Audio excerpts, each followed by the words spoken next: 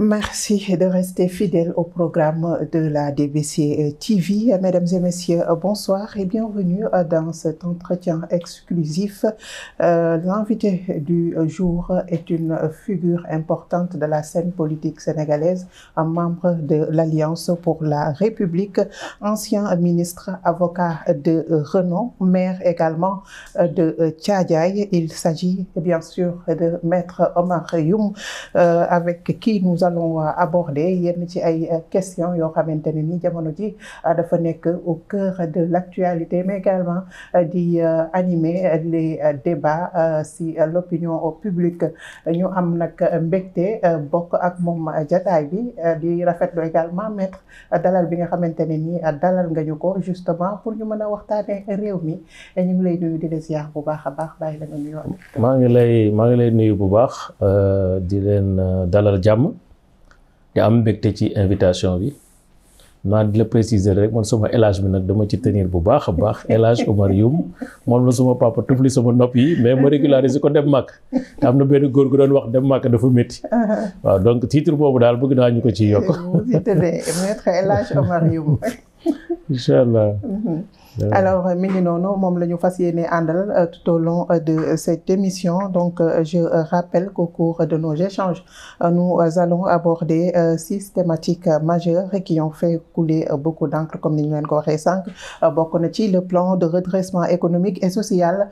bilan, perspective, mais également faisabilité. Daañu wax itam ci le remaniement bi nga xam ne le gouvernement daal dinañu koy opérer récemment, le gouvernement Sonko 2. mu mel ni nag commencé nañu sax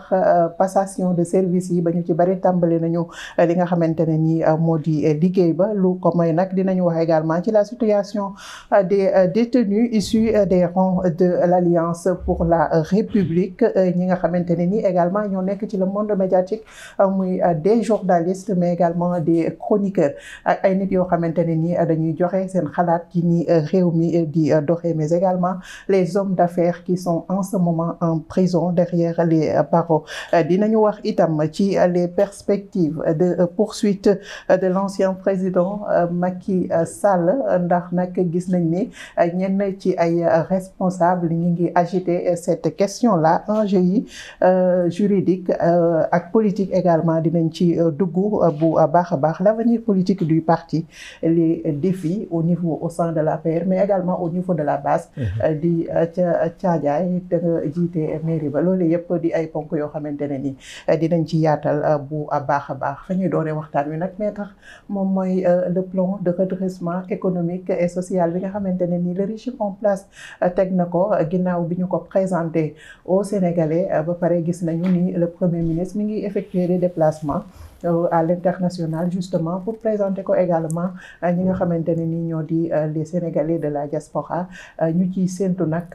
loo xamante ne ni xëy na moom mooy redresser l'économie du Sénégal comme ni ñu ne dafa nekk ci situation bu dégradante nërmeelu. Lan mooy sa lecture déjà ci plan bi nga xamante ne ni moom teg nañ ko. bon plan bi ñu ko tegee waxtaan nañ ci ñun au niveau de l'APR. man mi ci suma wàllu bopp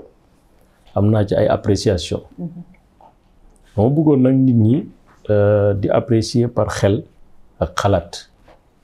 bañ a apprécier parce que bon voilà suñu dañoo d'accord rek di def affaire opposition. D'accord. loolu du suñu wàll. bu ñu sañoon Sénégal mooy suñu dëkk. mooy gën ci dëkk yi. mooy gën a baax ci dëkk yi mooy gën a avancer ci dëkk yi. quel que soit par ailleurs loxo yi muy nekk. parce que suñu maam Abdou Aziz yal na yàlla yokk yërmande ci moom dafa woon wax ne. boo nekkee ci gaal da ngay ñaan gaal gi mucc balaa ngay wax ne sama ëmb na mucc. parce que bu gaal gi muccee forcément sa ëmb dafay mucc. xam nga ñi jël nguur bi du xeebeel du dara mais nguur bu mel ni Sénégal nguur bu jafe yor la nguur bu metti la dëkk bu doy waar la. manqué lu bare bare ci anam yëpp. moo tax boo ko jëlee war nga jël temps nga jàngat li ñu la jox lan la. ko xool bu baax lan mooy les axes stratégiques yi lay permettre nga jël nguur gi teg ko ci yoon ba nga xam ne du yàqu ci sa loxo. loolu dafay laaj réflexion dafay laaj diagnostic maanaam analyse situationnelle. li nga fi fekk lan la lan moo xew nan nga koy defaree fan ngay jaar lan mooy say priorité lan mooy say partenaire stratégique lan mooy say besoin et cetera et cetera et cetera mais ku waxal yàlla xam ne en moins de 8 mois dañ ñu woo wax ñu ne dañu am plan bu ñu tuddee Sénégal transformation 2050 ñëpp dégg ko ñu présenté ko ñëpp gis ko lañ ci doon wax waxoon nañ ko man bi ma njëkkee wax dama ne c'est la planification de notre échec économique te defe naa ne ba léegi wax boobu ñu ngi koy dund parce que dëkk boo ko waree doxal war a def planification xam président Macky Sall 2014 lay soog a indi plan Sénégal émergent pendant 2 ans li ko waral mooy da ngay analyser situation bi fekk xam faiblesse yi xam force yi xam opportunité yi xam menaces yi xam risques yi. Et ça prend du temps. Pour quelqu'un qui a été quand même dans ce pays un acteur clé ci régime bi nga xam ne moom la wutu parce que pendant 8 ans ou 10 ans d'ailleurs président Macky Sall mu ngi woon ak président Abdoulaye Wade nekkoon ministre plusieurs fois nekk premier ministre kooku xam nga kenn mënul ne xamul terewul dafa jël temps parce que empressement ak précipitation ak envie de communication boo koy jiital souvent daf lay indil ay tolof-tolof et malheureusement c'est ce qui a existé la preuve quelques mois après ñoom ci seen bopp sax ñu ne non lii c'est provisoire parce que bi ñu leen commencé di leen wax les incohérences et les désarticulations du plan ñu ne c'est provisoire après dinañ ko soumettre aux forces vives et cetera man gisaguma fu ñu defee atelier de validation de ce plan honnêtement et ça aussi c'est matériellement établi gisuma fu ñu dem ne plan baa ngi nii loo leen ci xalaat wax leen lii wax leen lii wax leen lii contrairement au plan Sénégal émergent bi ñu ko tëggee ñun ba pare dañuy dem waxtaan si ak ay partenaires waxtaan si ak population yi décentraliser discussion yi ba presque fépp ci région yi dem nañ fa waxtaan ak les forces vives. impliquer les acteurs. Impliquer les partenaires techniques et financiers. ba nga xam ne on est sorti d'un plan qui était un plan crédible finançable ñi ñëpp xam ne lii bu ñu ko financé teg ko ni ñu ko waxee def réforme yi ci war dinañ def ay bons qualitatifs. Sénégal ñëpp xam nañ ne quand même la mise en œuvre du PSE a donné des progrès remarquables en tout point de vue. Sur le plan économique, sur le plan finances publiques, sur le plan des infrastructures, sur le plan éducatif, sur le plan de l'enseignement supérieur, etc. etc. ñëpp xam nañ ko dëgg yàlla foo dox rek soo defee 100 mètres 200 mètres di nga daje ak loo xam ne ni c'est le fruit des réalisations issues du plan Sénégal émergent. Sénégal tegu ci yoon man loolu laa doon xaar ci ñoom liñ fi fekk buñ ko mënul yokk mais ku yokkul yaa wàññi. sauf que comme ni ñuy wax ñoom dañoo fekk dëkk bi. tout ça aussi je pense que c'est un vieux débat qui nous a coûté ce que nous a coûté. mais ba léegi le premier ministre mi ngi ci persiste. te waaw xam nga nag quand on persiste dans l'erreur aussi on va payer cash le prix c'est-à-dire que c'est ça malheureusement il faut laisser les égos de côté. Il s'est trompé. D'accord. C'est-à-dire que même man su ma hérité woon d'un pays mais tout le monde sait que le Sénégal que Macky Sall a hérité c'est un Sénégal difficile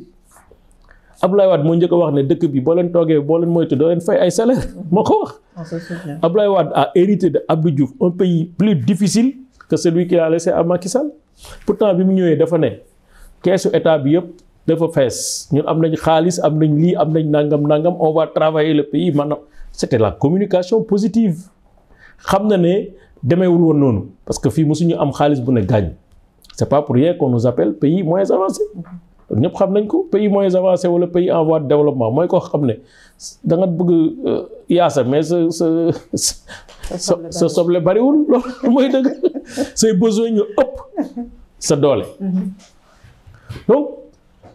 dañu waroon jël temps réfléchir malheureusement comme ils ont trop promis aux jeunes particulièrement aux Sénégalais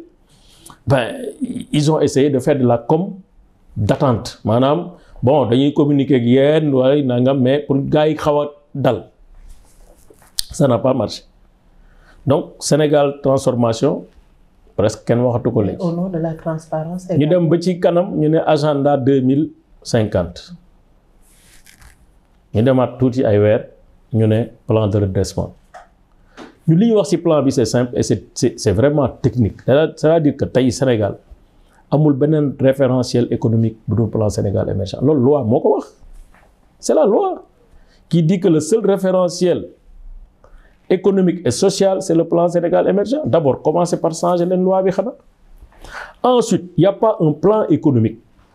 porté par le ministère de l'économie sur 3 ans amul. Il n'a pas un instrument de planification sur 3 ans. Les 2 instruments de planification entre les mains du ministre de l'économie, c'est le plan qu'on appelle les plans long terme, qui sont donc des plans comme le PSE, où tu peux faire sur une génération, 25 ans, 20 ans. C'est ça qui existe. Voilà les plans quinquennaux. Il n'y a pas un plan triennal, instrument juridique qui existe dans la finance publique. Boo xam ne ministre de l'économie mën na ko porter sur 3 ans amul. Il n'y en a pas. Donc d'abord il y a un problème d'existence juridique, conceptuel. du dëgg te li tax plan bi amagul engouement bi mu war a am sur le plan international mais les gens ils rient sous cap parce que xam nañ ni ñii dañuy foofu parce que boo jëlee benn R4 tudde ko Mercedes yow yaay nax sa bopp mais kenn du parier ci yow ak loo ko mënti jaay ak loo mënti wax ak gesticulation kenn du parier ci R4 bi parce que ñëpp xam nañ ne lii R4 la. donte yow yaa ko tuddee ko Mercedes. D'accord. Donc lii xew mooy nañuy dellusiwaat xel yi ñu waxtaan ak ñi ñu war a waxtaanal le Sénégal a beaucoup de ressources humaines gis nga administration yi ñu yor muy finance muy économie muy douane les régies financières impôts et domaines très franchement. Il y a que de très grands cadres man pour avoir travaillé avec eux dans certains niveaux xam naa ne ñu xam lañ ñu xarañ lañ mais j'ai l'impression que dégluwuñu leen impliqué wuñu leen mobiliser wuñu leen motiver wuñu leen. D'accord alors juridiquement parlant yaa ngi koy wax plan bi nekkul loo xamante ne ni tey jii mën nañ cee sukkandiku mais bu ñu duggee tey par exemple ci contenu plan bi contenu document bi li nga xamante ne ni moom la ñu teg comme stratégie justement pour génne le Sénégal ci situation bi mu nekk. Pour moi c'est une stratégie boo koy war a résumer et de bonne foi c'est une stratégie d'amélioration des recettes fiscales bon mën nañ ko tuddee plan fiscal parce que booy xool d'ailleurs les premiers éléments du plan c'est de la fiscalité il y a pas autre chose donc fiscalité nag ak économie dafa wuute parce que fiscalité bu dee moom nga bëgg a yoree dëkk d'abord dëkk boo xam ne économie bi dafa taxaw nga bëgg a jël fiscalité encore pour mais si vous voulez fiscaliser une économie qui ne bouge pas vous allez créer beaucoup de problèmes en termes d'inflation moo tax fiscalité ñi def économie dinañ ko laal de parce que nag levier la mais nag c'est avec beaucoup de prudence beaucoup de mesures avec des études d'impact yu permettre ñu xam ndax secteur bi boo ko fiscaliser lan la mën a jur ci kanam or booy xool li muy jur ci kanam mu ngi nii di ñëw li mu wóor mooy y aura une inflation extraordinaire sur le coût de la vie inflation boobu dafay répercuter wu sur les autres secteurs évidemment boo yokkee téléphone li muy jar déjà parce que téléphone nañ koy taxé boo koy indi Sénégal donc am na taxe bu ciy nekk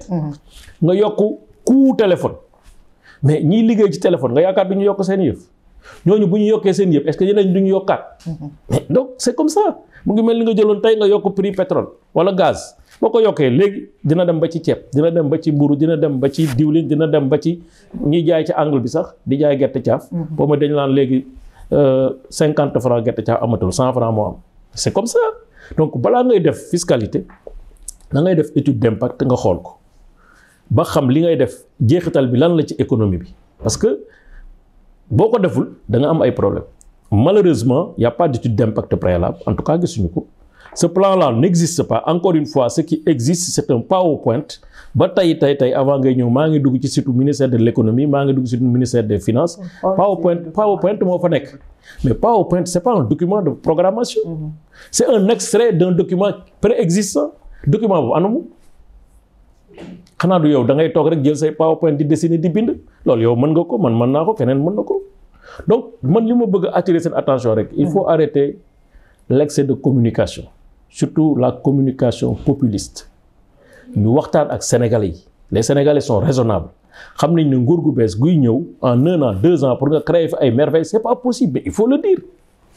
lii waxu campagne la woon parce que loolu mooy humilité aussi mais nga bëgg na gëmloo nit ñi fi nekkoon ñoo fi liggéeyul ñoo yàq ñoo def lii ñoo sàcc ñoo nàngam te yow taxawoo sax ci yoonu defar fi dara. D'accord. Donc loolu su ñu deful attention le boomerang que ça va amener peut être terrible pour le pays, pour les populations, mais aussi pour l'image et la réputation du Sénégal. D'accord. Voilà. Alors, dans le cadre toujours de la mise en œuvre du plan de redressement économique et social, gis nañu le Premier ministre di effectuer des voyages au niveau de certains pays, la Chine, la Turquie, récemment Émirats arabes unis, barki démb rek mu jógee fa nga xamante ne nii moo di Italie. Est-ce que ci sa gis-gis vu li nga xamante ne nii moom la ñu doon jaay Sénégalais yi muy aujourd'hui dañu war a dem vers la réduction du train de vie de l'État ak ce qui a été mobilisé justement pour organiser lu ni mel, jàpp nga ni c'était opportun? Non, pour moi justement c'est pas opportun parce que looy xool ci visite yi lan ngay retenir yow à part demoon na fii demoon na fële demoon na fële ban yokkute ban convention pour pratique réelle concrète waxuma nag ay convention de vœux pieux protocolaires yi ñuy def d'habitude waaw dañuy signer coopération de xawma lan mais quel est le projet qui a été conclu à travers ces villégiatures donc amul projet amul dara dem nga seeti nga ay nit mais ñi ngay dem di seeti sax xam nañ ne yow andiwoo dara lu concret tu n'as rien, tu n'as pas de projet, tu n'as pas de programme mais amuloo dara loo leen andil waxoo leen dama bëgg a yokk TER bi pour mu jógee Mbour dem mu jógee Diamniadio dem Mbour wala mu jógee Mbour dem waxoo leen dama bëgg benn autoroute bu doon dem fii de projet baa ngi nii wala pré-projet baa ngi nii et cetera waxoo leen dara nit ñi aussi boo ñëwee di leen seet si ils sont bien gentils, c'est la courtoisie diplomatique dinañ la déglu wax ak yow signé ak yow ay protocole d'intention mais ça donne rien dem ci Italie di wax ak diaspora bi na leen kaay leen ngeen indi seen xaalis dañuy def ay diaspora d'abord à son niveau xamul déjà titre boobu nan lañ koy tudd ci li ma dégg xamul ndax diaspora bon lay tudd wala patriote bon ça veut dire que ñoragul parce que boo xamagul li nga bëgg a def nommé bu ko mën a ko nommé yow ci sa bopp mooy ñoragul ñun ñi def tuuti droit financier xam nañ ne les titres financiers là mais dafa am élaboration dafa am moment de maturation dafa am stratégie de communication pour que nit ñi mën a dugg ci loolu. Troisièmement nag Sénégal diaspora bu jàmbaare la. booy xool 40 milliards de dollars yi nga xam ne moom la diaspora africaine bi di mobiliser Sénégal la nga ci am 2 milliards. 2 milliards c'est quoi? Disons si c'est le dollar est à 800 francs wala 600 francs parce que le dollar maintenant c'est entre 500 et 600. C'est pas tellement 80% et ça c'est des études certifiées qui le démontrent. Plus de 80% de ce transfert est un transfert à titre de consommation, c'est pas de l'épargne. Donc boo jëlee 80% de 2 milliards de dollars jeex na mooy nit ñi effectivement booy xool ceux qui sont à la diaspora bu ñu yónnee fii xaalis c'est pour seen ménage yi seen yaay seen papa seen frère c'est pour des questions de santé am nañ benn ku feebar ñu yónnee ko xaalis pour mu jënd ordonnance hospitalisé et cetera am nañ ngénte wala am nañu musiba naar la yàlla bu mu bëri mais dëcc wala loolu parce que loolu moo àddina ñoo ànd donc consommation la plus de 80% c'est de la consommation maanaam day ñëw transiter rek dem ñi koy capter ñu bëri d'ailleurs mooy les services de paiement électronique yi ci nekk. D'accord. Mais donc loolu xaalis boobu bariwul. Deuxièmement, notre diaspora est une petite diaspora par rapport aux diasporas qui ont créé les bons. Parce que da loo gis rek am na fu mu jógee. Éthiopie, Nigeria ñoom ñoo njëkk a commencé di def ay bons yi ñooñu c'est des diasporas quand même assez imposantes. Tey banques yi gën a dëgër fii Sénégal am na ñaar Nigérians yu ko moom. day wan ne ñoom c'est pas ay milliards de CFA la ñu am wala millions de CFA c'est des multimilliardaires. Des plus grands milliardaires de ce pays c'est des Nigérians de ce continent ay Nigérians la ñu ak et cetera. Donc Éthiopie c'est plus de 120 et quelques millions ñun on est 18 millions. booy xool suñu diaspora bi bariwuñu. Donc ça d'abord on n'a pas une masse critique. D'accord. mooy 1. 2 xaalis bii ñëw xaalisu consommation la du épargne boo xam ne nii mën nga ko transformer en investissement. Parce que épargne la ñuy transformer boo lekkee ba sa biir fees nga fay say bor fay sa yëpp li ngay dese loolu ngay investir. Tout à fait. Mais mënoo loolu donc defuñu étude. Ça veut dire que c'est voué à l'échec. D'ailleurs amul fenn fu mu doxagum fi ñu ko commencé def yëpp. amul fenn foo xam ne dafa nekk un succès retentissant. ci réew yi ñu ko def ci réew yi ñu ko defagum. Donc fonder ce plan de développement économique et social ou de redressement économique sur la base de diaspora bonne c'est de la rêverie, honnêtement. C'est de la rêverie. D'accord. Alors, voilà. Donc, beaucoup de raisons. Ce plan-là, il faut ay affaire caaxaan daal. Caaxaanerie bi moo ëpp quoi. Donc, vraiment, c'est pourquoi j'ai dit il faut redresser le plan de redressement. Maintenant, nag soo ko wooyee nag son vrai nom maanaam man falu naa gis naa ne suñuy recette dafa wàññeeku. dama bëgg suñuy recette yokku. Recette yi fi ñu koy yokku mooy fiscalité. loolu yoon la.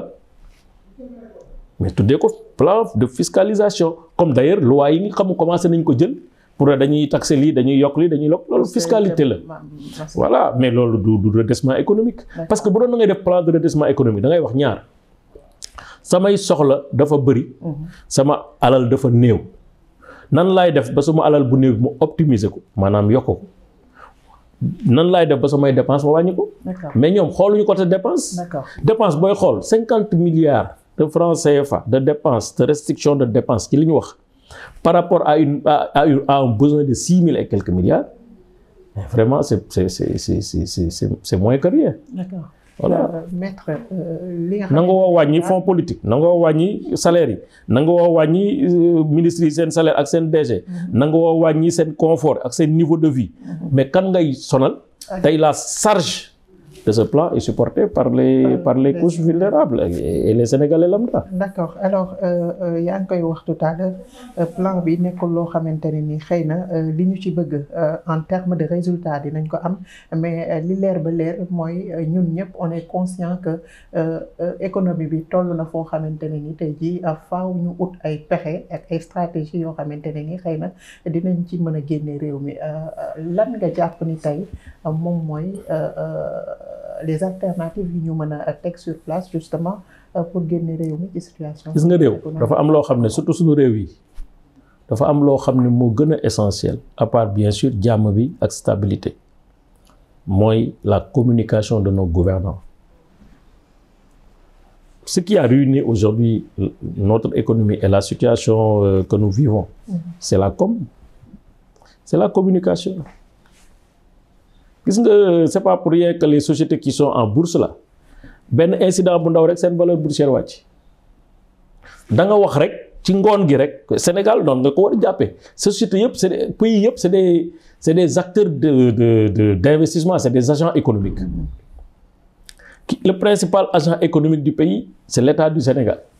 moom rek moo fi yor budget 6 000 milliards 6 500 milliards amul kenn ku ko fi yor ku nekk Sénégal nekk fii. xanaa ngay jaay sa commerce ak sa chiffre d'affaires di la may yenn yi nga nekk dans un secteur stratégique comme les mines le pétrole gaz et cetera amul donc yow boo nekkee acteur économique principal am na loo xam ne war na la am na loo xam ne waru la am na wax boo xam ne da nga koy wax ci kaw am na wax boo xam ne da nga koy wax ci suuf am na loo xam ne da nga koy xam ba pare di dox ak moom am loo xam boo ko waxee du jàll donc loolu c'est élémentaire comme réflexe. Mënoo nekk agent boo xam ne yow yaa war a def la promotion du Sénégal. Tu es le premier à vraiment traîner l'image du Sénégal dans la boue mais ba pare nga bëgg nit ñi wóolu la nga pare bëgg nit ñi liggéey mënul nekk.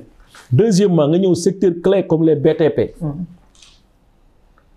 Sénégal bi mu nekkee Sénégal ba léegi nit ñi ci ni ñuy jëlee suuf noonu la ñu koy jëlee suuf dara changé wu fi. C'est pas Macky Sall moom moo créé le droit foncier c'est pas Abdoulaye Wade qui a créé le droit foncier. C'est un décret de 1932 qui a été revu sous la période du président Abdoulaye Wade en 2011 mooy wax sa terrain nan nga koy amee ci état nan ngay amee bail nan lañ lay defaree bail nan ngay transformer sa bail en titre foncier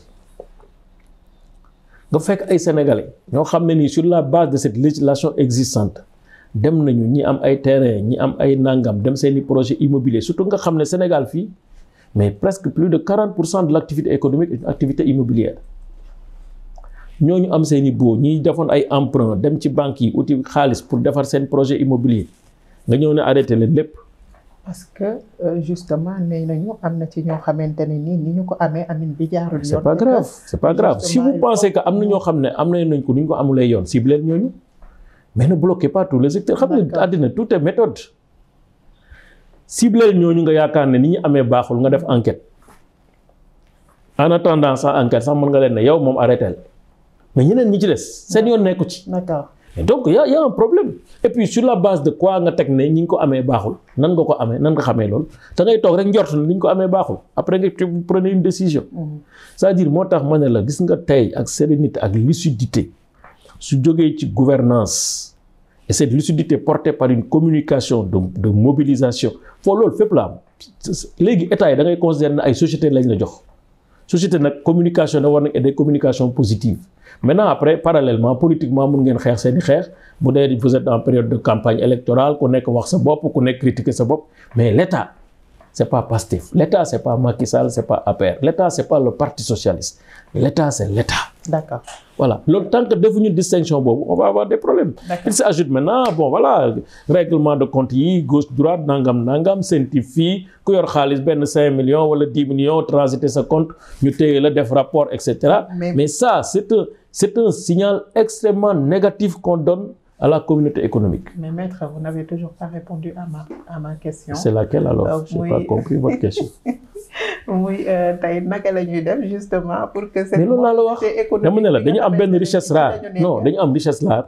mooy d'abord benn mooy conserver et renforcer la paix sociale. 1. 2. Améliorer la communication de l'État au plus haut niveau. 3. Mais construire des synergies avec les partenaires stratégiques, FMI, Banque mondiale, les partenaires français. Il n'y a pas de complexe. Ça, ce complexe-là consistant à dire oui, France dégage, ñun nangam, souverainisme, etc. Ça n'existe pas. Loolu c'est du cinéma. C'est-à-dire que mënuñu ne mondialisation, multilatéralisme, après ngay nekk fii naan kii laa liggéeyal du ma liggéeyal surtout les partenaires qui sont là. Mais soo ko bëggee changer sax mën nga ko changer parce que loolu aussi c'est normal. On est maintenant dans l'environnement de bénéfices mutuels. C'est-à-dire damay defal lii nga defal ma lii. Mën nga vérifier affaires yi mën nga xool affaires yi mais pas au forceps. Parce que ñi ngay waxal c'est des partenaires. ñi ngay waxal dëkk lañu. ñi ngay waxal c'est des populations. ñi ngay waxal c'est des états aussi sérieux que l'état du Sénégal. Donc même booy wax ak ñoom am na teggin ak worma bu war a lal wax bi. ba nga xam ne suba kenn du frustré. La France était sur le départ sur le plan de la sécurité. De la coopération militaire. Mais ils ont commencé bien avant l'alternance à réduire d'abord seen personnel. L'effectif était à plus que 300 éléments. Dafa am fu mu jóge am fu mu yegsi. Tout est processus. Mais accompagnons ce processus de manière responsable. Li ñu war a def ñu def ko sans pour autant heurter les gens. Parce que da ngay heurter nit ki ba pare suba nga dem soxla ko. Li ngay dem fële naan dimbali leen ñu Turquie. di jàmbat di jooy. Mais France ak Turquie lan mooy différence bi c'est pas des partenaires. ni ngay dem Chine di def la même chose genuflexion mais def ko États-Unis et cetera dem nga États-Unis ñaan nga fa sax terrain de football xaw ma terrain de golf. Il y a pas de complexe. Ils ont plus d'argent que nous, ils ont plus de moyens que nous, ils ont les banques, l'argent est là-bas. C'est normal que ñu naxante ak ñoom jot li ñuy jot. Mais naxante nag ak xuloo ak beddi mënul ànd. Effectivement. Voilà, donc il faut un discours cohérent et puis responsable. Voilà, moi je pense que si on l'a comme ni ko ñeneen ñi doon defee comme ni ko Abdou Diouf doon defee comme ni ko Abdoulaye Wade doon defee comme ni ko Macky Sall doon defee mais dinañ am li ñu bëgg. D'accord. Alors le plan de redressement économique et social ci lañu nekkoon beneen ponk boo xamante ne ni laaj na ñu def ci jàngat naka noonu taxaw seetlu muy le remaniement bi nga xamante ne ni opéré nañ ko récemment au sein du gouvernement ñii remaniement ñii ne nu mu tuddee di réaménagement kese la am ay ministres yoo xamante ne ni dañ leen génne am ñu bees ñu duggaat. am également des jeux de justice qui ont été enregistrés ci remaniement boobu ban analyse ngay def ci li nga xamante ne ni moom moo xew. Bon analyse bi ma ciy def c'est simple remaniement réaménagement bon c'est un remaniement parce que am na ñu dugg am ñu génn bu doon dañuy yem ci ministre du travail bi génnoon ñu changer ko remplacer ko peut-être on peut parler de réaménagement c'est-à-dire remplacer kenn mais ça c'est un remaniement. Même bu dee ñaari nit ñetti nit benn nit moo dugg ñeenti nit remaniement la li ma ci wax nag mooy lu simple la président de la République ak premier ministre am nañ droit boobu sur le plan constitutionnel leneen li ma ciy wax mooy changement de personne mënul tax yëf yi dem ci kanam c'est-à-dire ku le Sénégalais le plus compétent boo ko dugaloon ci gouvernement boo xam ne vision bi leerul méthodologie bi leerul maanaam en termes de gouvernance objectif yi définir uñu ko ñu la lii ak lii lañ bëgg bon il va être là-bas en figuration moo tax man ministre yi ñuy kii di leen génne di sanctionner di nangam pour man dañu amul doole rek dañ leen di tooñ mais c'est normal si vous ne savez pas lan nga bëgg lan la sa justice war a mel suba est-ce que c'est une justice qui va accompagner les opérateurs économiques, une justice économique et sociale? Est-ce que c'est une justice impartiale? Est-ce que c'est une justice indépendante? Est-ce que c'est une justice performante qui est là pour protéger les valeurs que nous partageons en commun? Mais nan le ministre de la justice mën a retrouver bu dee da nga koy wax tey lii suba nga wax ko lele ko la faral nga ne ko bàyyi ko la faral nga ne tëjal ngay toog téléphone ne ko dama lay tëj jàppal ma diw mu jàppal la mais loolu c'est des trucs symptomatiques de ce que li nga bëgg sa ministre de la justice nekk en termes de coordinateur d'un secteur névralgique xamu ko wala boog waxoo ko de manière claire. Ça veut dire que dafa am une instrumentalisation mais de la justice. c'est une évidence loolu kay ñun ñëpp xam nañ ko ça c'est dit partout ñi ñu tëj 80% c'est à la suite de menaces proférées par le premier ministre amul am na ñu tëj Abdou Nguer bon Badara Gadiaga en principe honnêtement pour les mêmes faits gisul la ñuy jëm flagrant délit. Quelle est l'exception que Badara Gadiaga et Abdou Nguer devraient constituer pour ne pas être au moins en flagrant délit ñu àtte leen. Donc moo tax ma ne la en termes de message boo ko joxewul message bu leer yow tey su ma la yónnee te li ma la yónnee leeroo ci sa bopp yàlla lay dimbale pour nga andil ma li ma la yónnee mais doo ko am. Donc gouvernement d'abord c'est une organisation collégiale autour d'un objectif commun. Objectif boobu bu leerul ci bopp nit ñi kenn du fa liggéey lu yenn maanaam la preuve dinañ changer waat c'est sûr ils vont changer encore des hommes mais ñi gën a faible wala ñi nga xam ne nekkuñu ci parti bi wala dëgëruñu ñooñu la ñuy génne parce que li ñu bëgg ñoom mooy instituer un gouvernement pastéfien où ils ont des ministères à gauche à droite et cetera yoo xam ne nii bon c'est au niveau du conseil de leur parti et du bureau politique que les décisions seront prises donc loolu moom ce sera la catastrophe de la catastrophe. D'accord alors bu ñu dellu si waatee ci yenn changement yi nga xamante ne ni effectué nañ ko mu suscité une polémique bokk na ci le changement bi am au ministère de la justice ci nga xamante ne ni ci lay yëngu muy Yacine Fall mi ñu indi dal di génne ki nga xamante ne ni moo di Ousmane Diagne passation de service bi def nañ ko sànq su ma juumulee naka ngay jàngatee tey l'arrivée de Yacine Fall au niveau de la justice mu jóge diplomatie bi nga xamante ne ni ñu bëri dañ ko fa daan ñaan ñëw au niveau de la justice. Man de je m'attends pas à des merveilles honnêtement c'est pas par rapport à la personne de Yacine Fall xawma ko miinuma ko sénégalaise la elle a le mérite d'être dans des postes même si elle a le droit aussi de ne pas peut-être satisfaire tout le monde en tout cas ci li ma jàpp moo ñu bëri y compris man d'ailleurs ci passage am moom diplomatie il y a beaucoup de choses à revoir il y a beaucoup de choses à revoir il y a un excès d'engagement qui ne se justifie pas sur des questions politiques. Par exemple l'affaire qui avait opposé le président Macky Sall ak benn dame bu doon voyager ñoom ñaar ensemble deux Sénégalais qui ont des problèmes l'un a été ancien président de la République mais balaa ngay jël yenn dispositions yi di def ay communiqués di instruire ay kii xamal lan moo xew loolu dafay wane rek un état d'esprit qui n'est pas bon c'est-à-dire que mooy yow li ñu la dénk xamoo ko ministère de souveraineté nga yor pour yoral ko Sénégalais yépp y compris les plus mauvais bu dee am na ci donc duñ la jox da nga ko war a téye sàmmante ak moom nekk à équidistance des chapelles politiques même bu dee sax yow am nga foo far loolu mooy républicain am naa fu ma far mais nag man loi bi lay appliquer impartialité ak principe de neutralité loolu mooy gouverner sax suñu administration le principe de neutralité mooy gouverner suñu administration donc administration ñi koy symboliser mooy ñu ne ci kaw le président de la République le premier ministre et puis les ministres donc loolu rek dafay wane lu des lu bari bon sans compter maintenant sa communication très difficile bon loolu aussi yàlla moo koy def xam naa ne c'est pas parce que amul diplôme wala yooyu mais dafa amul atout de communication. Or nag diriger en ce moment atout boobu daf ci am solo. di mën a wax nit ñi di comprendre di mën a discuter di mën a persuader di mën a convaincre loolu aussi daf ci am solo malheureusement amul atout boobu donc normalement ku mel noonu sans compter le fait que jigéen la ak yooyu yëpp ku mel noonu day ci gouvernement dana xaw a jafe pour mu mën a taxaw li parce que action gouvernementale presque 70% c'est de la communication waaw donc loolu dafa am solo heureusement que on a une administration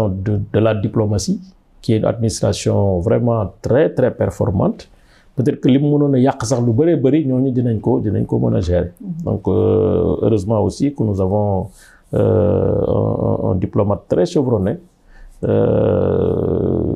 son excellence Cheikh Niang peut-être que kooku moom vraiment tout le monde est d'accord que c'est l'homme qu'il faut à la place qu'il faut dañuy ñaan yàlla ñu am succès ñoom ñëpp gouvernement bi yëpp ñun dégg li ma la bu ñu sañoon franchement sénégalais foo mënti nekk daa ngay exceller sénégalais foo mënti nekk Sénégal nga fa nekkal da ñuy jàppale mu ngi mel ni suñu équipe nationale mënuñu kon suñu équipe nationale mais du tere nag léeg-léeg ñu def ay observation critique ci latéral bi ci relance bi mu def ci nangam na c'est notre droit le plus absolu donc je le fais pas sur des personnes parce que c'est pas le plus important mais de manière objective xam naa ne pour remplir avec efficacité la mission gouvernementale il faut quand même avoir des personnes qui ont des prédispositions de communication, mais aussi qui ont des prédispositions de responsabilité, en termes surtout d'impartialité et de neutralité. D'accord. Je rappelle, mesdames et messieurs, que nous sommes toujours ci entretien exclusif bi ñu am suñu diggante ak maître El Hadj Omar Youm donc ñu fas yéene wëyal ba tey dañuy ñëw nag dugg ci wàllu justice bu baax a baax ndax gis nañ ne nag fii jamono toll ni li ñu noté ci ay arrestation ay détention bari na loolu rawatina ci ñi nga xamante ne ni aujourd'hui ñooy seen ay camarades de parti dans le cadre de la reddition des comptes bari na ci ñoo xamante ne ni làkk nañ leen jant bi d'ailleurs Mansour Faye démb rek mi ngi doon ñu ngi ko doon dégluwaat fële ca pôle judiciaire financier Farba Ngom mu nga fa ñeneen ak ñeneen ñu bari ñu nga fa ci sa camarade de parti yi nga xamante ne ni dañu leen denc ci kaso bi dans le cadre de la reddition des comptes naka ngeen di dundee loolu. mais métit bu tar ak rancœur bu réel ak solidarité aussi parce que xam nañu ne dañ leen tooñ yu métti tooñ seeni njaboot tooñ seeni xarit tooñ seeni soppe tooñ seeni partenaire politique tooñ Sénégal aussi parce que dama jàpp ne sénégalais boo tooñ rek tooñ nga sénégalais yëpp kenn bañul reddition de compte man en tout cas damay d'accord soo ma dénkee suma xaalis nga ne ma sama xaalis ma la joxoon pour lii ak lii fu mu dugg ak foo ko dugal kon kenn bañu ko mais laaj ñu leen ci seen xaalis bu ñu leen joxoon Covid daf fi am pour certains ministres Covid bi ñu wax ne lii lañ koy defee ak nii lañ koy defee ci concerne Mansour Faye ñu joxoon ko xaalis ne ko jëndal ceeb jëndul dugub jëndul diwlin jëndul eau de javel en lieu et place de ceeb bi jëndul leneen lu dul liñ ko sant d'abord te lañ ko joxoon 69 milliards mu liggéey ko bu mu des 5 milliards mu delloowaat ko état bi moom yoon ne woon na ko jarul ngay def appel d'offre donte amoon na loolu nee na damay def appel d'offre pour yëf yi gën a leer prix bi mu jëndee ceeb bi balaa muy def dara dafa woo ministre du commerce comme moom mooy fixer prix ne ko dama bëggoon nga wax ma prix ban mooy nekk prix bu baax ministre du commerce bind ko signé ko yónnee ko ne ko prix bii mooy prix bu baax prix boobu la jëndee ñu ne surfacturation loolu ba jarul ngay jàng droit xam nga droit balaa dara c'est y a une dimension morale moo tax ñuy wax intention délictuelle est-ce que yow boo liñ lay tuumal wane na nga ne woyof nga ci def ko ba jub ko ba def ko xam nga ne koo xam ne day jënd dem laaj ministre du commerce mu wax ko prix bi mu laaj ARMP ne ko kaay leen accompagner ma pour appel d'offre ñu accompagner mu xool ñi nga xam ne ci 30 personnes yi defoon soumission 4 yi nga xam ne ñoo gën a baax les soumissions seen dossier moo gën a conforme en termes d'offre mu jël leen nga ne dafa am surfacturation foo ko fondé parce que dafa am benn arrêté 2013 ku nekk xam na ne le principe en matière de commerce Sénégal c'est la liberté des prix. Loolu c'est depuis 1994 on n'est plus dans le régime des prix administrés ou de blocage de prix loolu dañ ko tere léegi parce que c'est la liberté de prix, la liberté de commerce. Maintenant cette liberté elle est restreinte dans certaines circonstances. Loi bi nee na même dans ces circonstances les mesures que le ministre doit prendre c'est des mesures temporaires maanaam mesure bi mënul dépasser 2 mois au pire des cas 4 mois si la mesure est renouvelée loolu dañ ko bind ci loi mu leer nañ. Donc mënoo jël arrêté 2013 di ko imposer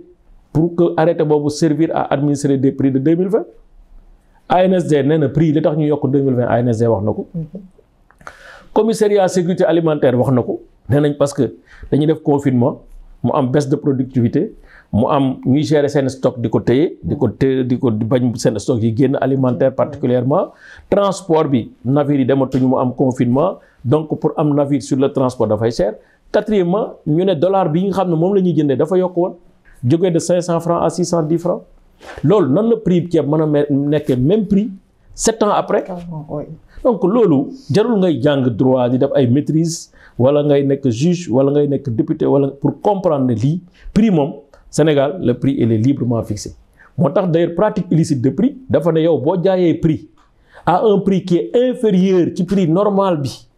dañ lay poursuivre. Donc franchement loolu taxawul Moustapha Diop 2 milliards 500 millions lañ ko jox ne ko defaral ay masques pour nit ñi mën a protéger wu mu jënd masque 2 milliards 500 ñu ko jaayee ngi nii 5 xaw ma 6 fournisseurs ku nekk ne effectivement maa ko jaay temps laa ko jaay boo ko compté mu nekk 6 millions 250 mille masques boo ko compté globalement. xaalis bi ñaata la ñu ne ñun ñëpp 400 lañ doon jaayee ñun sax prix bi sax dañ ko def kii parce que ministre moo insisté pour prix bi wàcc parce que et cetera pour des raisons d'état parce que max yi ñu ko doon jaayee ñi ay 700 ñi ay 800 ñi ay 1000 francs moom mu góorgóorlu ba jaay jëndee masque yi 400 francs boo xoolee 400 francs bi prix bi mu jëndee ak bi mu jaay quantité comme prix comme qualité c'est la même chose ñi mu jox xaalis bi ne nañ jët naa xaalis bi. laaj nañ leen est-ce que yéen neexal ngeen ci ministre mu ne non neexaluñu ministre bi xamuñu sax ministre bi ñenn ñi sax nee nañ mosuñu dugg bureau waaw mais vraiment nga ciy sonal nit jënd na jox nga ma xaalis boobu masque yi ma waroon jënd loolu laa ko jënde masque yi distribué naa ko ñu ko waroon jot nañ où est le problème ak ñeneen ñi nga xam ne ils sont en liberté. Je comprends bien ñi nga xamante ne nii ñoom la ñu denc ci kaso bi tey amul lenn loo xamante ne nii lu. man de honnêtement dama ne honnêtement c'est pas parce que je suis leur avocat mais dama ko gisul. ban intérêt le état le justice sénégalaise am justement pour mettre des gens yoo xamante ne nii da nga koy laaj gars xam naa daal man li ma gis mooy d'abord parti au pouvoir bi fi nekkoon ci lañ bokkoon nekk ay grands responsables ay maires yu mag lañ seen dëkk ay maires yu mag. ku nekk maire de Saint-Louis ville bu mag nga yore ku nekk maire de Matam nekk responsable régional ku mel ni Mamadou Ngom di Farba kooku c'est un gros morceau Moustapha Diop responsable régional de Louga maire de Louga en même temps vous pouvez tout de suite et ñoom ñëpp ku ci nekk menacé nañ la balaa ñu la yóbbu kaso. D'accord alors venons-en au cas Farba Ngom mi nga xam ni récemment sax dégg nañ la nga àddu ci ay mbiram parce que nee nañu moom ci boppam wér-gu-yaramam demeewul noonu et que mënul dékku condition carcérale yi nga xamante ne ni moom lay dund ci biir prison bi ñu demandé boobu ak léegi à ce que ñu accorder ko une liberté provisoire mais boobu ba léegi gis nañ ne amul benn jéego buñ ci def. waaw ñoom xam nga ku nekk da nga assumer sa responsabilité man de li ma gëm en tant que jullit. mooy sunu borom dafa fonk doomu adama droit bi aussi ñuy liggéey nii dara taxu ko jóg lu dul fonk doomu adama ak aar alalam ak aar santeem ak aar deram gis nga loolu soo ko génnee ci droit dara nekkatu fa moo tax nekk ñu ci jungle donc le droit à la santé parce que droit yi dafa am priorité gis nga ginnaaw liberté dem ak ñëw le droit à la santé même droit à la santé bu taxawee liberté sax dañ koy tegee ne droit à la santé le droit à la vie mais loolu c'est pour moi les 2 droits les plus essentiels d'un être humain bu ñuy wax dignité humaine loolu moo tax ñu koy wax droit à un environnement sain le droit à la santé le droit à la vie mais loolu moom moo nekk en jeu aujourd'hui ñi def expertise u Farba Ngom 3 parce que dañuy wax léeg-léeg 2 mais c'est 3. Il y a un premier expert qui a fait un rapport d'expertise à notre demande, à la demande de Farba Ngom. D'accord. Qui établit qu'effectivement kii dafa am ay problèmes de santé. Le jour de sa comparution, on a remis ce rapport au juge. Terewul, comme c'est un rapport unilatéral, on a dit il faut peut-être une expertise contradictoire. Nous avons demandé, le juge a désigné sur la base de propositions qui sont effectuées par l'ordre des médecins. Médecine, c'est pas du droit. ñoom dañuy jàng c'est d'une science exacte xam nga médecins yi ñun juristes yi mën nañ nekk di discuter ci ay articles bu nekk 1 ba 1000 ñu ciy discuter duñ ci d'accord parce que c'est une science sociale mais médecin science exacte la dañu jàng balaa ngay pare 8 ans ngay def d'études après nga def 4 ans de spécialisation muy 12 années ñooñu gën a jàng ñun ñi nga xam 4 ans la ñuy def droit yàlla dimbali ñu ñii seen xam-xam may leen ko ñii ñu am fu ñuy jaar ñii ñu dem gàllaaju pour am yenn concours yi dem jàll ñii 12 ans d'études la ñuy def prêter serment du dëgg xamuñu leen du ñun ñoo leen désigner du Farba Ngom moo leen désigner juge bi moo leen désigner sur des propositions de l'ordre des médecins ñu def rapport d'expertise nga ne ko baaxul professeur agrégé en cardiologie nga ne ko baaxul mais dañuy defaat beneen pour xool ba xam nga dema uti 3 médecins nga ne baaxul mais lan lañ bëgg man damay wax su dee am na aussi nañ ma wax su ma gis situation bu mel nii bu dal un prévenu un inculpé il n'est même pas encore jugé c'est pas un condamné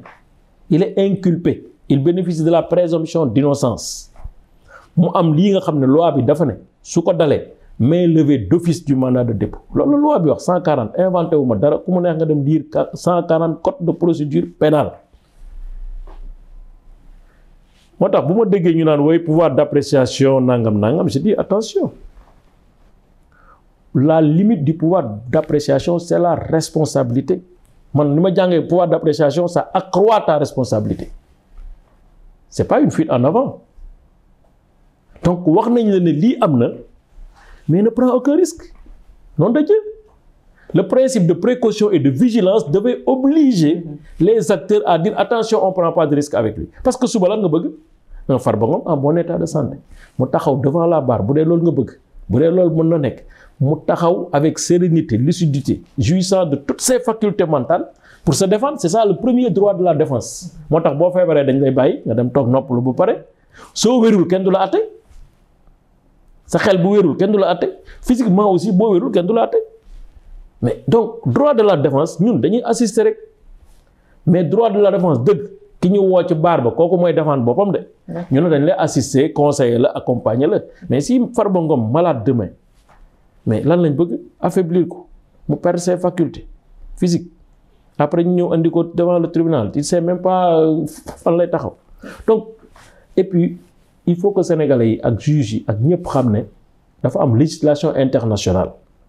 buy interdire un certain niveau de traitement dégradant et inhumain parmi ces traitements dégradants et inhumains considérés comme de la détention arbitraire mais le fait que nit feebar nga bañ ko génn def ci ne il y a eu des condamnations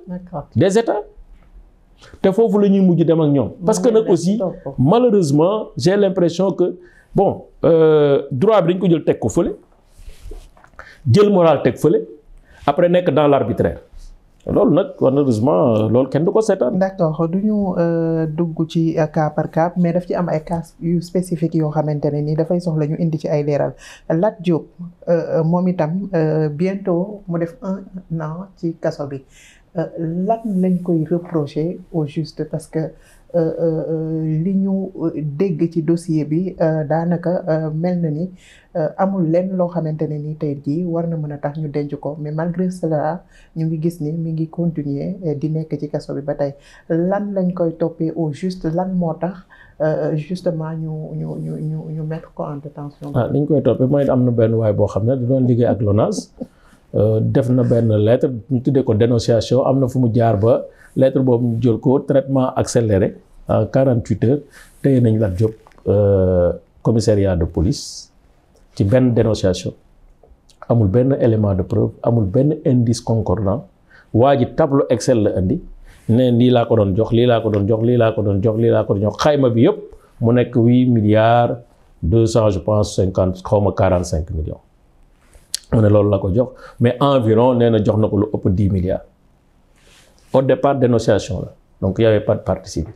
dénonciation bi waa ji mu dénoncé ñemewul ñëw jàkkaarloo ak Lat Diop pour que au moins ñu confronter leen ñu xam de la confrontation résulterait peut-être au moins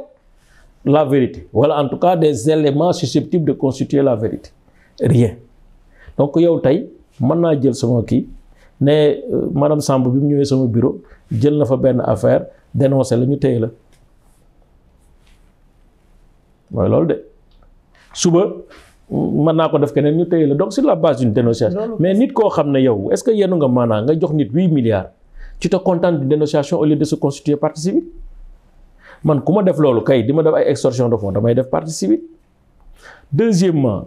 extorsion de fonds ñun ñëpp xam nañu ne il faut mu am yenn éléments caractéristiques violence contrainte menace et cetera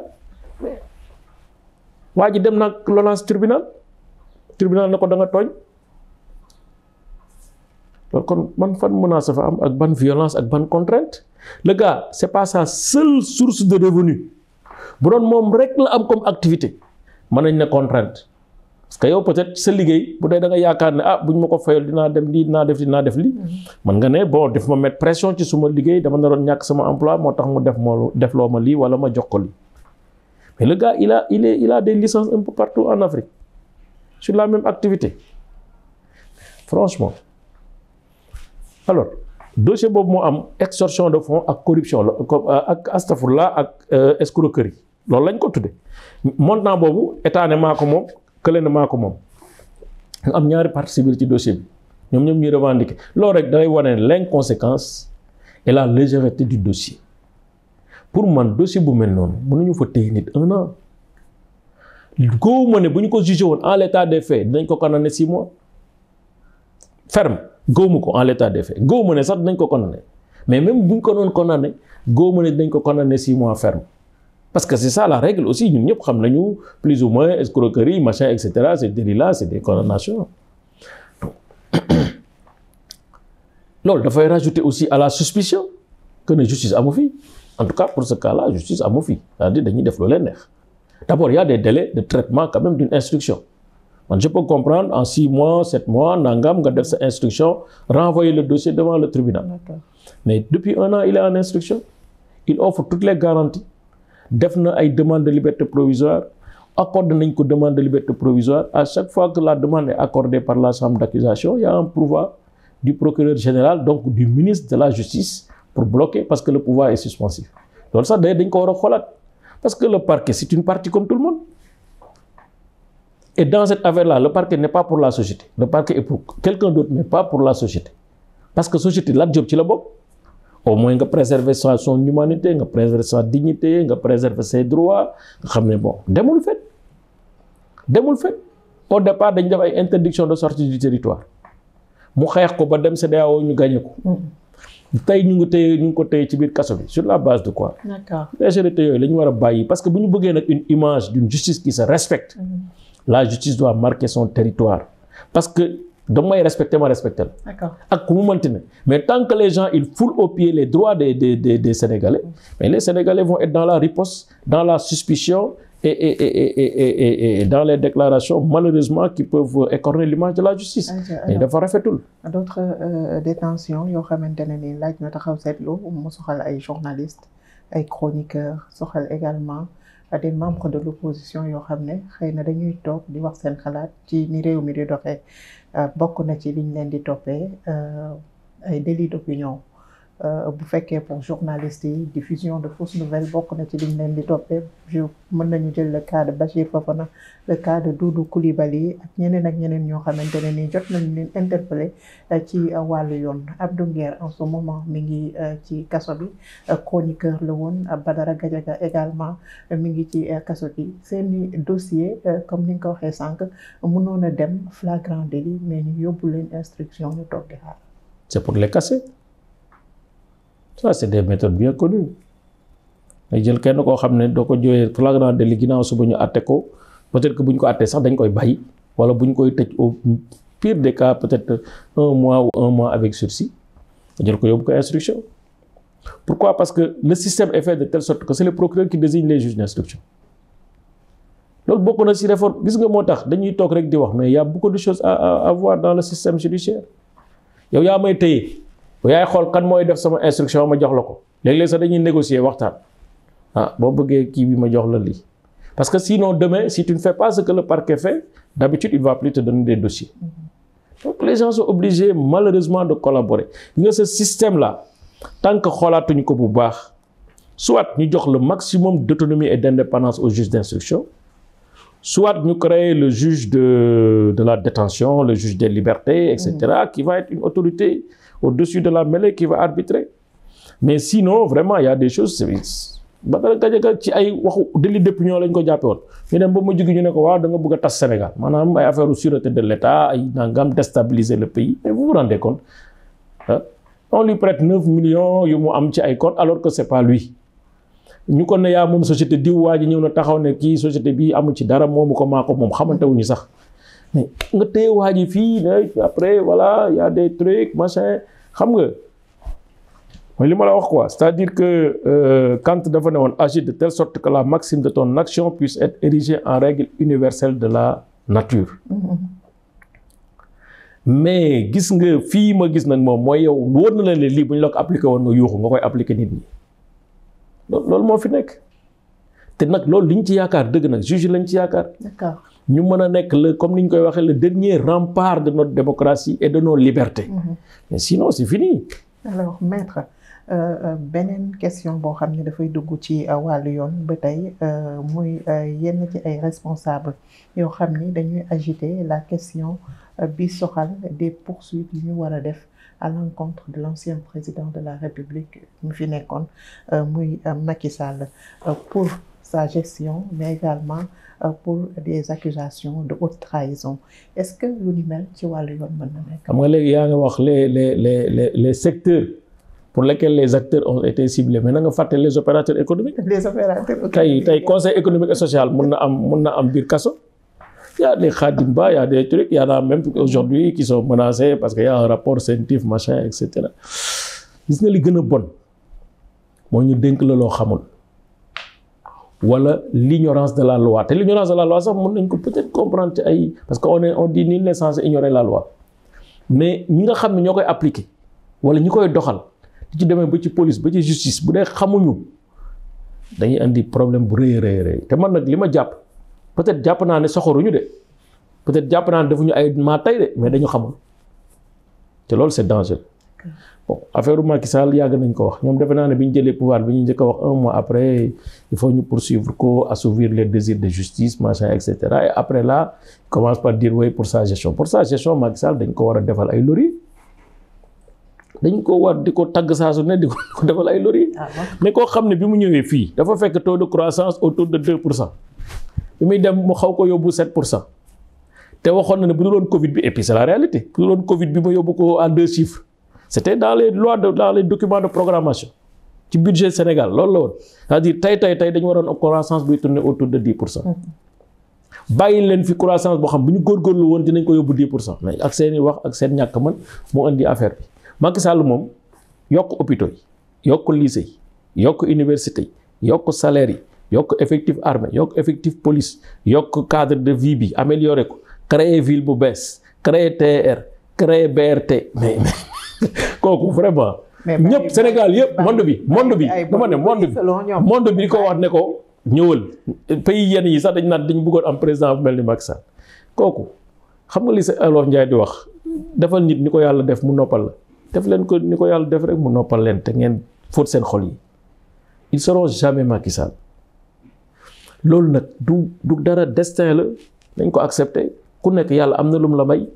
yàlla may na ko mu am taxawaay xam dëkk bi liggéey ko ci fukki at ak ñaar yi mu ko yor Sénégal def ay bons yu significatif maintenant liggéey bu nekk peut-être am na lu ci ñuul am na lu ci weex am na lu ci nangam mais de là à dire dañuy yóbbu Macky Sall ay haute cour de justice dañ koy traîner nangam dañ koy traîner nangam dama ne bu ñu fi créer ay incidents parce que j'ai dit encore une fois ils seront des futurs ex-présidents. D'accord. mais bu ñu ko commencé ubbi nag moom bu boobaa nag ñoo xam ne ubbi nañ ko bu boobaa ku falu rek li ngay njëkk a def mooy ñun fii li ñu xamoon mooy ku falu teral ki nga xam ne foofu nga ko fekk. D'accord. waaye bu dee nag loolu la dañ ci dem. ci wàllu justice balaa ñuy jàll ci beneen ponk muy tey délit bi nga xamante ne ni ñi ngi koy toppee yenn ci ay nit muy délit d'offense à une personne boo xamante ne ni dafay exercer les mêmes prérogatives que le président de la République. loolu ci wàllu yoon lan la exactement ak kat lañ ci mën a topp. pour man gis nga loi yi ñu dugal yëpp loi yooyu pour effacer ko moom lañ waroon njëkk a jël ñoom sax dañ ko wax ñoom ñëpp ci seeni programme politique dañ ne woon bu ñu ñëwee ay article 80 255 254 et cetera dañ koy dindi. jàpp naa ne loolu moo gënoon a am solo sax en termes de signal pour notre démocratie et les libertés jël loi yooyu dindi ko parce que nag gor ci wax bi. mun leen tout le temps bu ñuy jot réew ngay wax loo xam ne nii loolu ngay wax te boo jotee réew bi doo ko def jullit dañ ko tere loolu ci alxuraan yàlla dafa tere ci jullit muy wax loo xam wóor na ko ne moment bi mu koy wax amul yéene def ko te man loolu laa gis donc loi yooyu loi 1827 xaw ma 67 sur le code de la presse en France boobu temps France xam nga mooy nekk suñu moom lañu hérité bi ñu jëlee indépendance waaye baaxatul. Parce qu'entre-temps, il y a eu des conventions internationales. France, d'ailleurs, dañ ko dindi parce que dañ ko condamné à plusieurs reprises par la Cour européenne pour mu dindi loolu. Et c'est les mêmes dispositions qui ont été retenues par la Charte africaine des droits de l'homme. Les mêmes dispositions dans le pacte civil international. Donc, tey loi yooyu déjà sur le plan de la légalité et de leur conformité avec les normes supérieures pose problème. Donc loi yi dañ ko war a dindi. Maintenant nag un chef de l'État mais dañ ko war a protéger de man loolu laa d'accord. Mais pas par des peines d'emprisonnement. Nañ def de telle sorte que ku saaga président de la République ñu amende la 1 million fayal parce que boo saaga président ñëpp ko saaga. boo saaga premier ministre muy exercer les prérogatives du président de la République. fayal 1 million wala 2 millions bu ñu ko defee léegi nit ñi bàyyi saaga yenn yi ku saagaati nag keneen sax waaw bu nekkul président wala premier ministre amende bu ñu ko defee léegi ñu bàyyi mais noonu la ñuy def. mais jël nit ñi parce que dañuy dans leur commentaire wala dans leur parce que après appréciation offense mooy lan mooy offense su ma ne leen li du dëgg dama la offensé dama nekk politique kon fu may defee politique su ma leen d'accorduma ci li nga wax nii fan donc yooyu infraction yi dañ ko war a dindi. dañ ko war a dindi ba mu set ci code pénal bi d'ailleurs de toutes les façons c'est des lois qui sont désuètes parce que loi yooyu dafa am ay conventions internationales yu indi leneen lu bokkul ak yooyu loi yi li ñu andi. parce que les lois là sont dépassées complètement dépassées voilà donc vraiment man je trouve que nañu def li ñu waxoon mooy dindi ko loolu mooy conforme à la légalité internationale. D'accord, l'Alliance pour la République. Et deuxièmement nag ci beneen point mooy ñoom bu dee dañu bëgg protéger le premier ministre mais le premier ministre dafa parce que les prérogatives le président peut s'en départir en faisant un décret dafa war am décret buy wane ne telle personne dans la constitution article nangam ki nga xam ne président da koy exercer moom da koy exercer jox na ko mais amul benn pour l'instant benn décret buy wane ne le premier ministre exerce les prérogatives du président le premier ministre est premier ministre le président est président de la République. Donc mënuñu protéger un premier ministre au Sénégal c'est pas possible. D'accord ñu dugg ci Alliance pour la République yéen a ngi ci réorganisation restructuration tey yan stratégie wala yan mécanisme ban yoon ngeen fas yéene jaar justement pour dem vers la reconquête du pouvoir wala regagner encore la sympathie des Sénégalais. On n'a jamais perdu la sympathie des Sénégalais. Ah oui, non mais la preuve c'est perdre une élection. Ça ne veut pas dire que vous avez perdu la sympathie des Sénégalais. Moi, je peux perdre une élection pour une raison. Peut-être que j'ai pas fait une bonne campagne, peut-être que j'ai pas utilisé les discours qui étaient attendus, peut-être que j'ai pas bien adressé les questions qui étaient des questions majeures qu'attendaient les Sénégalais. Une raison. On est parti, on a perdu l'élection présidentielle, on a eu quoi 36%. 36% quand même, c'est quand même très flatteur. Parce que le président n'était pas candidat. Le contexte yi ñuy demee ci élection yi ñëpp xam nañ ko jarul ñu ci ñëwaat. Stratégie moom kenn du ko wax ci plateau télévision. bëgg naa répondre loolu sa question bi mais stratégie kenn doo wax ci plateau télévision ñu ngi koy doxal nag parce que ñoom tey li leen teree nelaw dëgg mooy APR. tey ji leen teree nelaw dëgg mooy APR moo tax ñu naan wooy dañ ko war a dissoudre dañ war a topp ñii dañ war a wàññi seen doole nangam et cetera parce que ils savent que ça commence à prendre de l'élan te ci kanam la jëm incha allah on est en train de se restructurer on est en train de se réorganiser te bu soobee yàlla APR New Look di ngeen ko gis ci ay fan yu néew mu nekk APR boo xam un parti républicain comme ni ñu ko yàgg a nekkee mais un parti qui va apporter sa contribution dans le débat politique positif wax nit ñi ñi nga xam ne dañuy nekk def démagogie ñu wan leen li ngeen def démagogie la c'est du populisme c'est pas bien nii lañ ko war a defee nii lañ ko war a defee suñu soxlaa ci suñuy xalaat ak suñuy xel ak suñuy document ñu partage ko ak ñoom dans l'intérêt du pays suñu poussé ba ci ñag bi nag comme ni may am habitude di wax mu sax boo ko tëjee ci nekk tëj fenêtre bi tëj rideau yi wàcc kii bi boo ko bëggee dóor dina défendre donc tey lii ñuy def nii foofu la jëm waaw li ci des nag mooy ñu xam ne président Macky Sall wàccoon na ak sénégalais yi wàccoon na sax ak ñoom li mu waroon def ci seen diggante def na ko ku deful li nga war a def nag yow yaa koy xoolal sa bopp. D'accord. waaw alors maître au niveau de la base ce sera peut-être ma dernière question balaa ñu yëkkati jotaay bi au niveau de la base lan mooy les défis à relever et on va également vers des échéances ay élections yoo xamante ne ni xëy na da ngeen bëgg ñu falaat leen ci boppu mairie bu Thiadiaye yan mécanisme ngeen teg yan ban taxawaay ngeen fas yéene am ngir relever ces défis là. mais taxawaay bi ñu amoon rek mooy jege population yi di waxtaan ak ñoom di xam li ñu soxla di ci jéem suñu kéem kattan def naa loolu la ñu yoree commune bi mel ni Thiadiaye may profiter de l'occasion pour nuyu population yi yëpp góor jigéen mag ak ndaw yàlla dimbale nañu wax dëgg yàlla en termes de bilan concrètement on a fait beaucoup de choses. Sur le plan immatériel, on a essayé de préserver le patrimoine foncier, le patrimoine infrastructurel de la commune, gérer ko au mieux dans l'intérêt des populations. Li ci des nag mooy population yi ñoom ñoo yore baat bi. kuñ ko jox nga xam ne démocratie la yow lañ ko jox. su dee élection 2027 dina am bu ñu sàqiwul parce que gars yi defe naa ne xam nañ ne fi mu ne nii bu ñu demee ci élection soo moytuwul tama du leen ëpp ay buum. bon donc suñu sàqiwul 2027 dafa am élection bu boobaa dañuy demaat ci population bi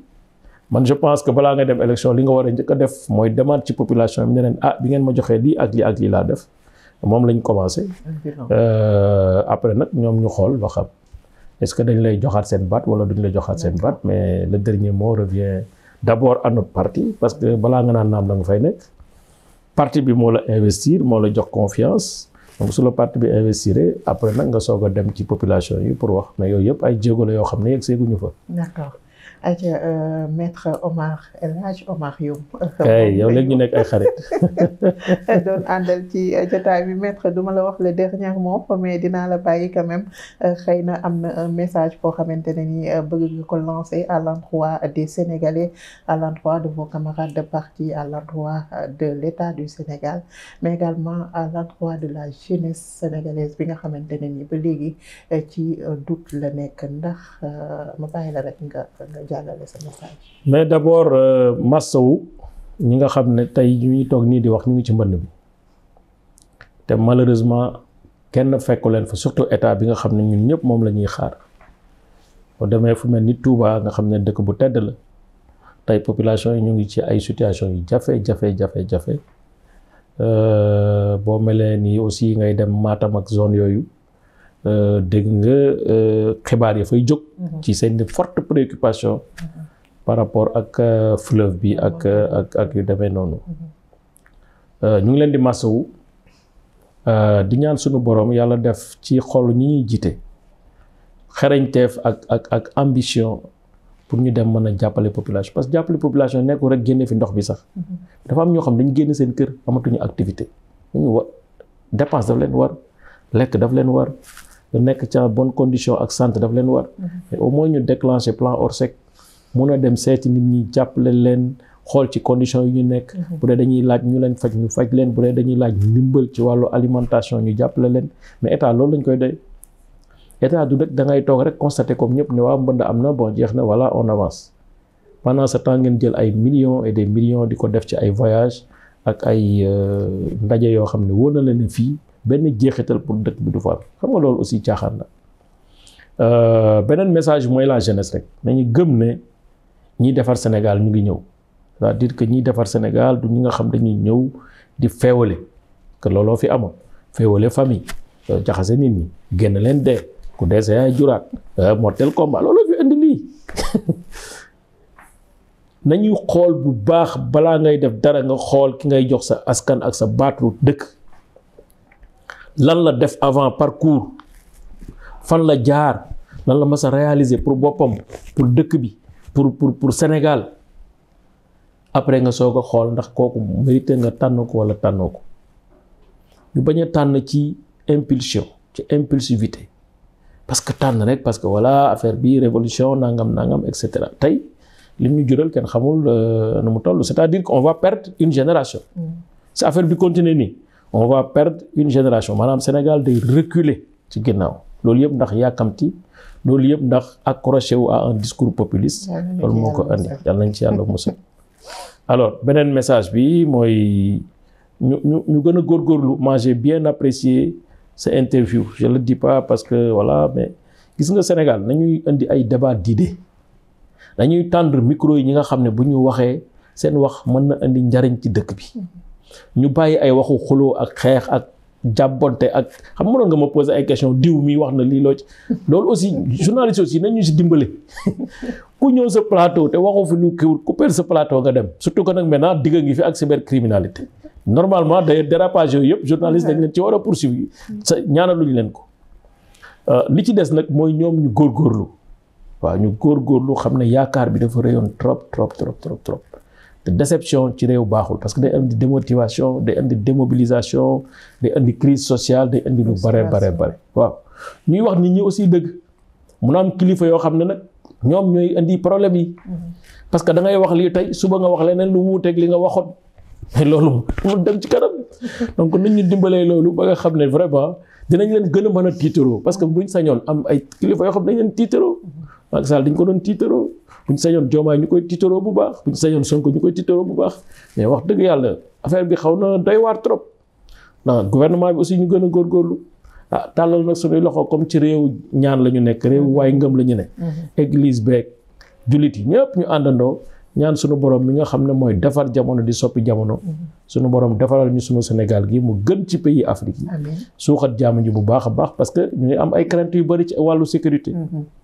moo demee ci est bi ñu ngi dégg yu doy waar yoo xam ne suñ ci jëlul suñuy matuwaay dëgg-dëgg te loolu nag du état bi rek population dañu war a commencer ñoom it di def ay alerte di dénoncer gën a vigilant administration territoriale gën a taxaw sécurité bi gendarmerie ak police ak armée gën a taxaw ba nga xam ne à titre de prévention li ñuy ragal duñ ko gis ñu sant ñëpp di gërëm ñëpp jërëjëf maître El Hadj Oumar Youm ñu amoon mbégte